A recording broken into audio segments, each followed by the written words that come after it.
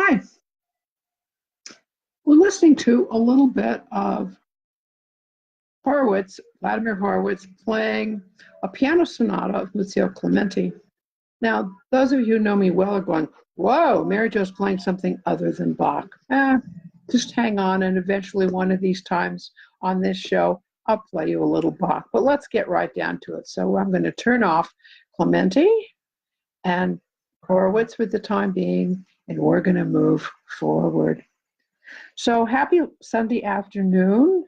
It's cold and chilly here in the Jenny Jump State Forest in western New Jersey. I don't know what the temperature is. Probably the temperature isn't that low, but the wind is blowing. The wind is blowing so hard that when I went in late this afternoon into town to buy some groceries, I stopped at the dollar store and bought yet another stocking cap. I went to the dollar store to get it because I certainly didn't need more, so I didn't need to pay any more money, but I was just freezing. I love to wander around the dollar store anyway. It's just fun. So I came home and I'm ready, doing kind of Sunday afternoon tasks, cleaning up and so forth, and I'm getting ready to do your show. And, I'm going, wait a minute, let's not do it. Let's do it a little bit differently. Let's try something else. Well, I guess I should start at the beginning. I'm Dr. Mary Jo Wagner. I'm the Unstuck Coach. And you are watching and listening to Tapping and More. It's my Facebook Live show where I help women entrepreneurs release those psychological and emotional issues that hold us back from running forward with my business. And I see Sue is here, and Liliana's here, and Betty is here, and welcome to all of you. I'm so glad you could make it. I'm delighted to see you. So yesterday, we did some marketing lessons with Louisa May Alcott, and if you haven't seen that, I recommend that you catch it. It's over on our private Facebook group, which is called Tapping and More, and I invite you to join that group if you haven't already joined it.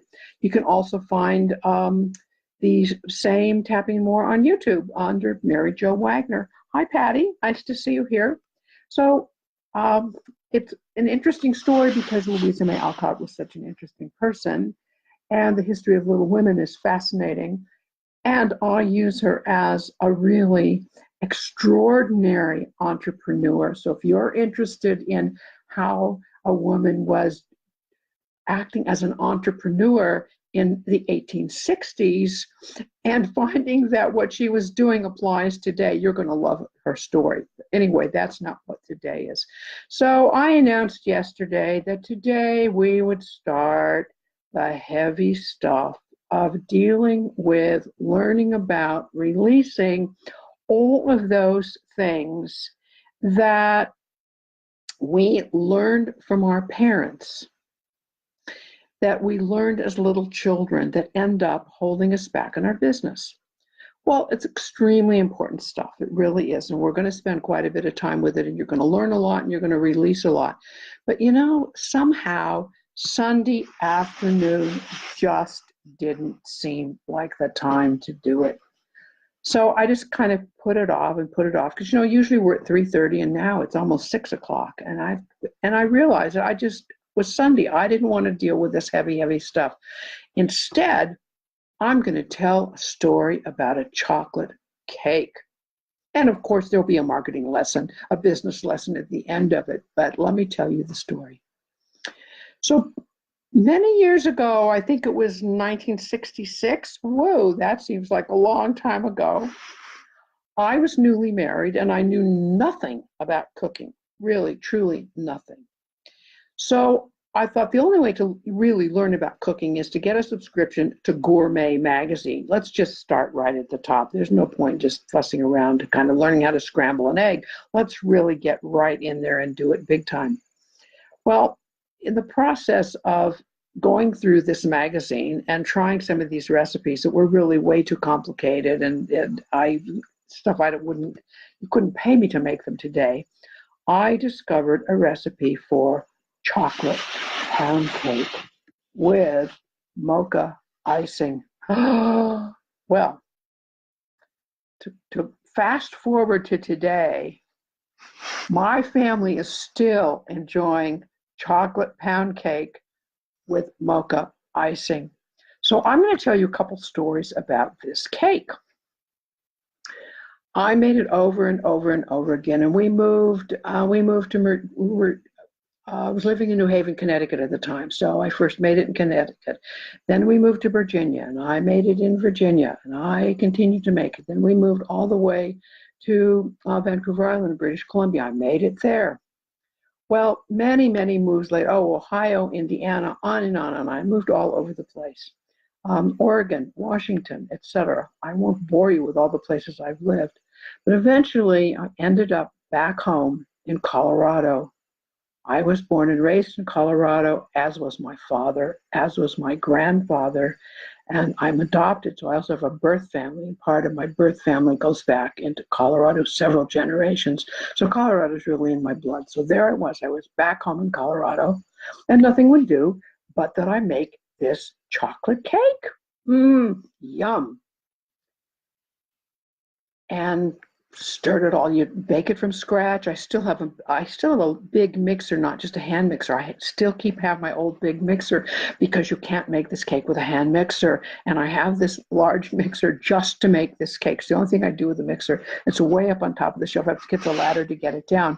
And I only use it for this cake. So there I am. I'm back in Denver, and I'm making the chocolate pound cake. And everyone's looking forward to it. Some people haven't had it yet, but the people who have had it are going, it's about time you made that cake again. That is the best cake of all time. So I sift and I measure and I stir and I beat it up and I add an egg and I beat it for 2 more minutes. And I add another egg and I add the vanilla and the cocoa and so forth and so on. And I put it in the oven. So you bake it in like a tube cake pan, but the tube doesn't come out, like an angel food cake pan, except that it's one that the tube doesn't actually come out because you don't invert this cake. And finally, it cooks for a long, long time. It's a very heavy, moist cake, and it's a large cake. So finally, it's time to take it out, and everyone's all excited. When do we get the cake? When do we get the cake? Everybody's clustering around with the cake, and I take it out, and I'm going, oh, dear. Something is dreadfully wrong with this cake. And I cut a slice and I'm going, no, please. What gets wrong with this cake? Well, the cake was actually really yummy, but it was fudge. It wasn't cake. It was fudge. That's not going to do.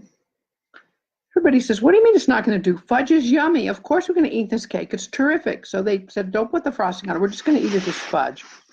And then I remembered, how could I have forgotten this? But I remembered that if you're in Colorado, if you're in Denver at 5,280 feet, if you're in the Mile High City, you have to adjust the recipe for the altitude.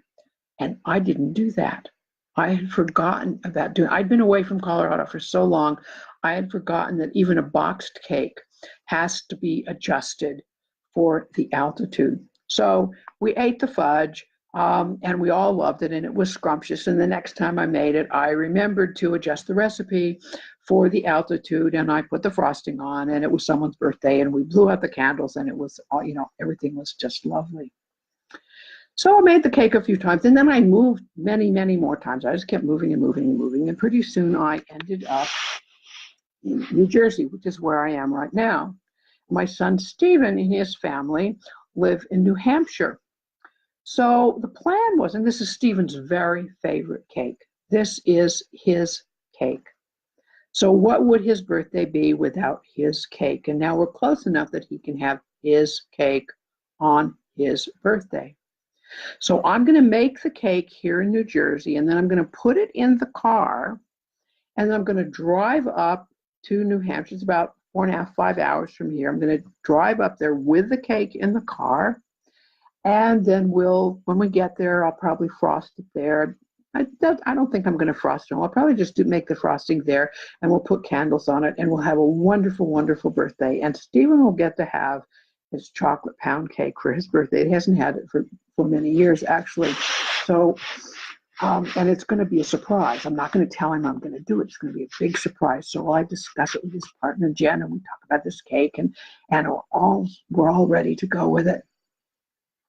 So I get the ladder out and I climb up the ladder and I get the mixer down from way up high. I'm still keeping it as up high out of the way because I only use it for this cake. And I get it down. And again, I get the recipe out and I measure everything really carefully. I sift the flour, I sift the cocoa, I get it all stirred in together, and then I add one egg at a time and beat it for 2 or 3 minutes. Then I add another egg. So kind of a long process. It's a from scratch cake, to put it mildly. And I get it all done, pour it into the pan. That I still have that same pan, that tube cake pan where the center actually doesn't come out, and I stick it in the oven. And I look at it a couple times, and it seems okay, fine.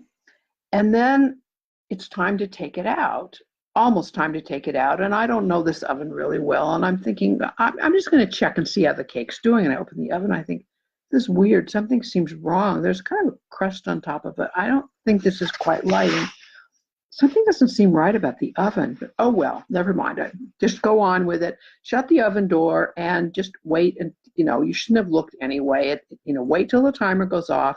When the timer goes off, then you can the cake out. Timer goes off.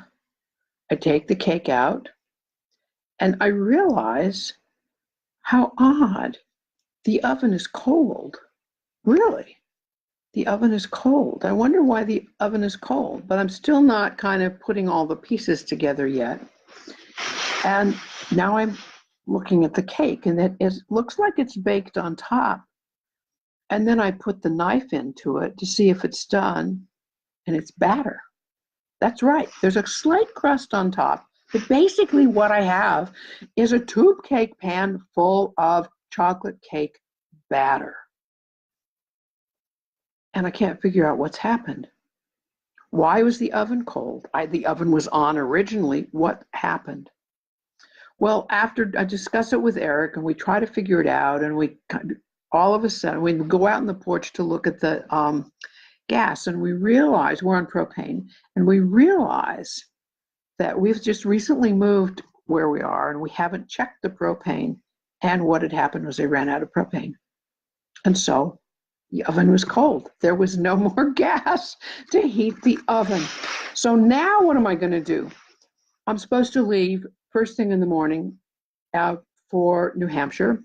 There's no way to get more propane right this evening. And there's no way to make another cake. What am I going to do with this batter? So I call Stephen's partner and tell him, we've got to whisper about this. We don't want Stephen to hear this, but this is what happened to the cake. I tell her about this calamity. And she said, well, just bring the batter with you and you can bake the cake when you get up here. So I cover the cake pan very, very carefully, and then I put it in a cake carrier carefully, and I put it in the back of the car, and I'm going to drive up to New Hampshire with chocolate pound cake batter. I get to Stephen's house, and Jen is there, and we rush into the kitchen and shove this pan into the refrigerator, and Stephen he did later, he told me that he saw what we were doing, couldn't figure it out, but he acted like he didn't even know what we were doing. And we're thinking about baking the cake.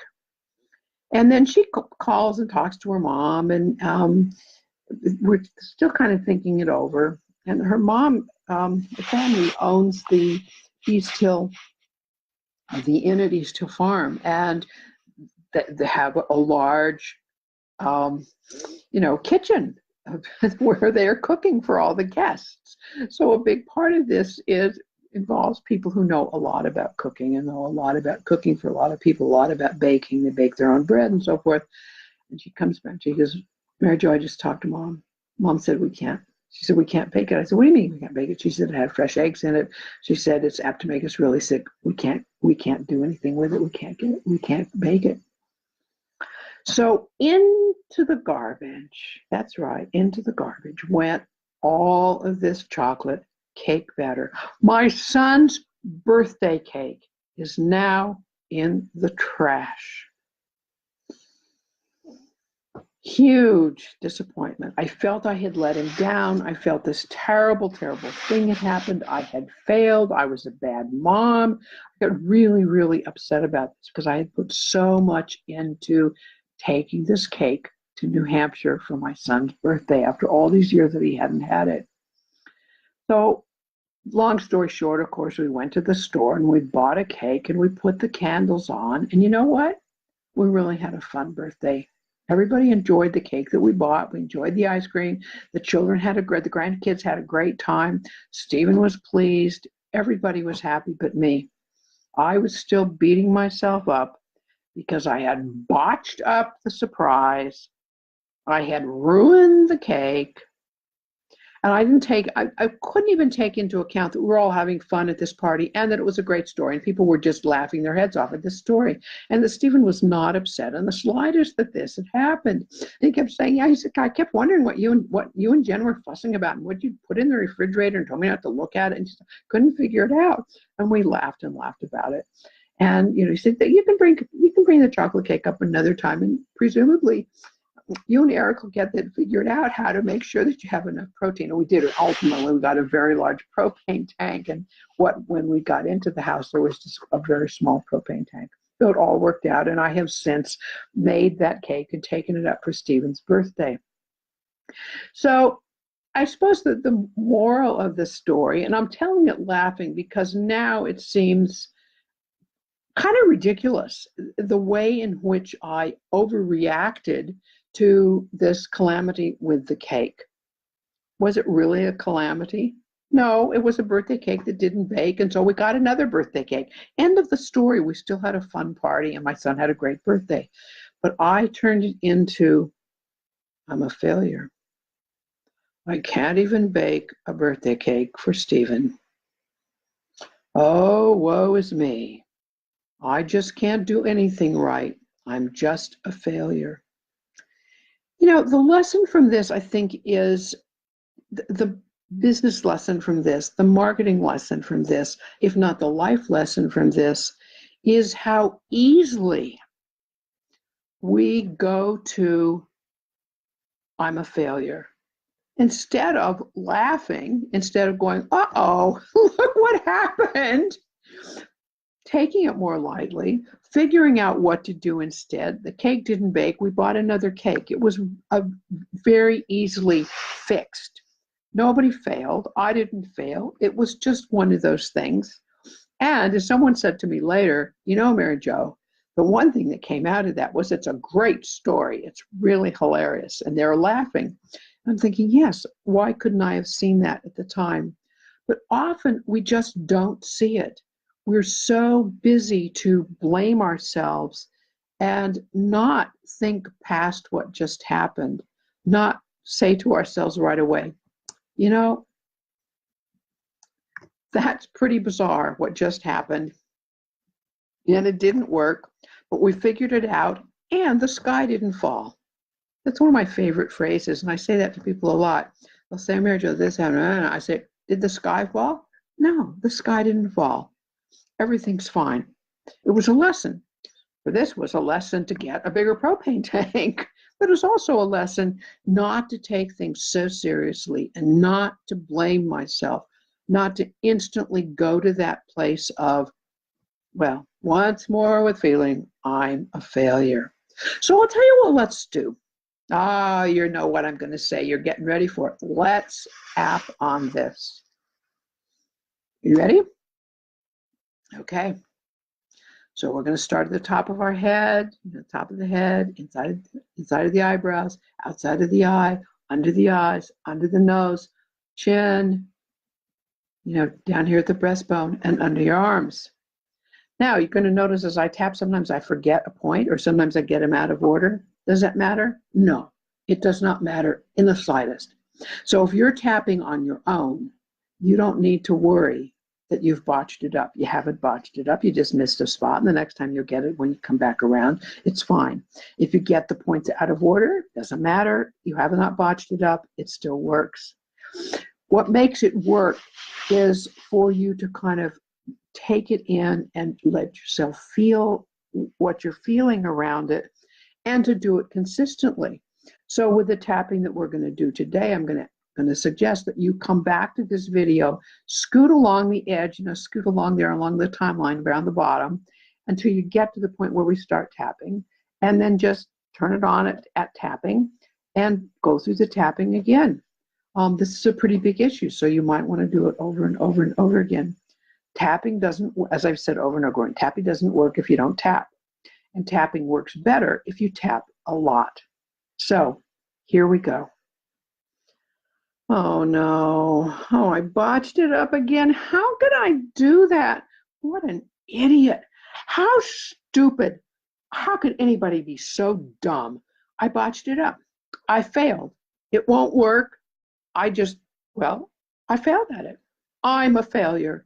Nothing I do ever seems to work. I just seem to always be making mistakes and botching things up, and I don't know how to do things right, and I get confused, and then I get overwhelmed, and then I start crying, and it just gets worse and worse, and I'm just a failure.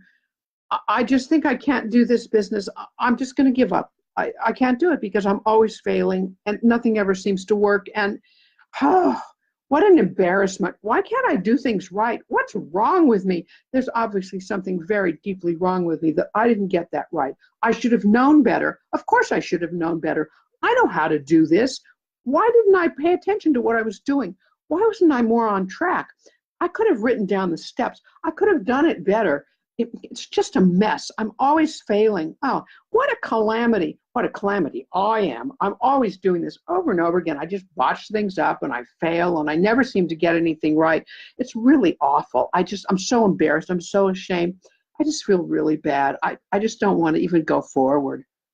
Oh, as usual, this negative stuff really feels bad. But as you've heard me say before, and you'll hear me say it on every video because that's for the people who are new to this, it's the negative that is the most important. It's the negative tapping that actually releases all that negative emotion and those negative feelings about what we just did. So if you're going to be tapping on your own and you don't have much time, you don't have time to do the negative and the positive, be sure you do the negative and always start with the negative. You really want to make sure that you're letting go, you're releasing that, you're actually neurologically, you're releasing that negative stuff and those emotions as you go down, tapping on these acupressure points. So now we can go to the positive part. That's the part people really like, of course, because it makes us feel better. So you ready to go to the positive part? All right, let's start up at the top of the head. All right, well, it was a mistake. Big deal. I can fix it. Everybody makes a mistake. I'm too hard on myself. I'm willing to just maybe start to think about not being so hard on myself, being easier on myself, accepting that I made a mistake and that's okay. And it's not the end of the world and I can do it over again. The sky didn't fall. Everything's fine. And I'll make mistakes again and I'll get things right too. I honor the feelings I have about the mistake and about feeling like a failure. Those are my feelings, but I'm ready. I'm ready to start letting go of those feelings and letting go of that sense of failure. I'm not a failure. I'm learning. I'm getting better. I'm successful at all kinds of things. I could tap the whole rest of the day on things I've been successful at. I don't need to take some mistake so seriously. I'll correct it. I'll go on. Everything's fine. Really, it is. I'm willing to start accepting that. Stop taking things so seriously. Stop thinking of myself as a failure. I'm not a failure. I'm a success. Of course I'm a success. Sometimes it takes a little longer than other times to be a success at something new, especially when I don't know all there is to know about something new. I'll learn. It'll get better. It's going to be fine. I am a success. I am a success, and I deserve to congratulate myself, to celebrate, and to keep moving forward. Yay! Okay. So how does that feel?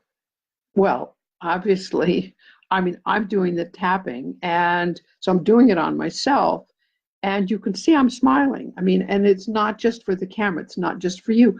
I'm smiling for myself. I'm smiling because it makes me feel better. I certainly can go to that failure place. I went there with a cake of all things, so you can imagine that I can go there in my business. And when I come back with this tapping and smiling, feeling better, there's that relief. Now, how many times might I do this particular tapping? Well, it's going to depend on a bunch. I can't tell you. I don't know. Only you could tell. But here's a way to figure it out if you're wondering. When you do the negative, or you just think about it, let's say you're just thinking about the issue. I'm a failure in my business. How does that feel? Think about it on a scale of 1 to 10. Have you ever been to a doctor or chiropractor and they ask you about a pain and they say, can you tell us on a scale of 1 to 10? Well, do that around tapping. How does this negative thing feel? On a scale of 1 to 10. Oh, it feels like a 9. Whoa, that's pretty heavy. It's a 9, 10 up to the top of the scales being where it feels the worst. Oh, wow, that's a 9 or a 10. So tap through it. At the end of the negative tapping, you may go down, go back to the scale. How does it feel now? Maybe it'll feel like a 7. Maybe it'll still feel like a 9. I don't know. If it still feels like a 9 or a 10, you want to do the negative again. When you get it down a little bit, you can move to the positive. And at the end of the positive, you say, well, how does it feel? Oh, hey, I got it down to a 4. The goal is to get it down to a 1 or a 0 consecutively. So a 1 or a 0 just once probably isn't enough if it's a big deal issue. If it's a minor issue, a 1 or a 0 one time may do it. It's going to depend on how strongly that issue resonates with you. So if this sense of failure it's not a big deal, you don't often feel a sense of failure, you don't take that on, then you don't need to keep tapping it. But you know how long to tap it based on when you get to a 1 or a 0, because that's where it feels the best. You just don't have a charge around it anymore. It's really indicating it's no longer an issue, and you get to a 1 or a 0 several times. So that's how to judge how often to do it or how many times to do it. And as I say, if you clear it right away, you can say to yourself, I kind of thought that was a big issue. I guess it wasn't such a big issue. Other issues you may go, this isn't a big deal, but I'm going to do it anyway. It was on Mary Jo's video. I'll just go through it anyway. And you go, whoa, that turned out to be really large, because sometimes we're really good at covering this stuff up. And some of us, especially those of us who are head people, hello, I'm a head person. I don't have a PhD for nothing. Anybody who has a PhD, you can guarantee, especially if they're not PhDs in psychology and social work and so forth, if they're PhDs like in the humanities, like you know right off the bat that we're head people. I don't need to explain why that's for another time. But head people often don't quite take in the intensity of their feelings. Or the reverse, they take in way overboard on it. But sometimes somebody will say, well, how do you feel about that? I'm not even sure because I'm so busy being in my head. So if that's you, and you'll probably know if you're a head person or not, and you start judging it on the scale and you start tapping, you'll begin to get a sense of how you feel around a particular issue. So go forward with knowing that there's nothing wrong with making a mistake, and you are not a failure because you made a mistake. You are not a failure because it's perfect. And obviously, there's no such thing as perfect. And someday we'll do a whole tapping session on perfectionism, and I'll tell you a story about celery, but that's down the line. That's in the future. So thank you for joining me this Sunday afternoon. I hope you enjoyed the chocolate pound cake story. And remember to click down below and click like and share this video with your friends. If you know anybody you think would be interested, if you've got any comments for me, be sure and leave a comment. But I certainly appreciate you going down there and clicking like.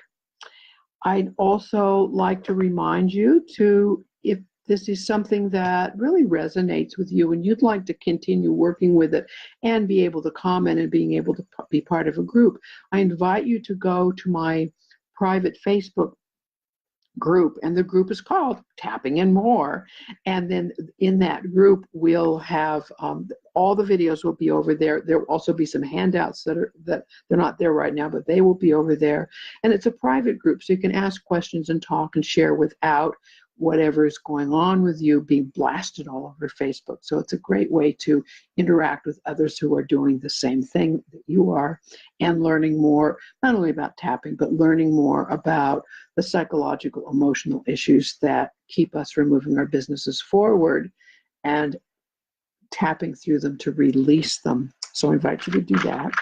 And I also invite you, if you would like to get a handle on your business, what are your goals? What's working in your business? What's not working in your business? What strategy should you be following now?